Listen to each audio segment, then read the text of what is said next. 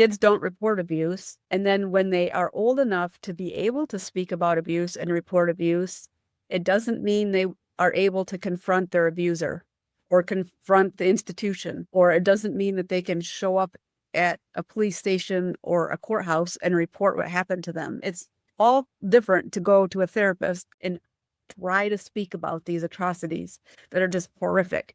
But then you turn and say, well, maybe you should talk to the police or the institution or the clergy or the diocese or whatever it may be.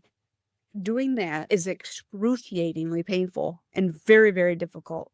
And so few people are doing it.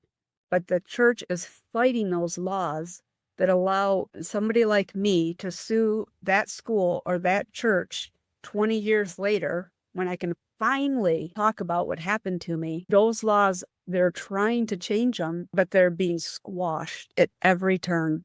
And frankly, the church is what's doing it. They're squashing it because if you can imagine all of us who were abused by these schools or institutions or churches come forward and say, okay, now you owe me 10 million because you basically ruined my life.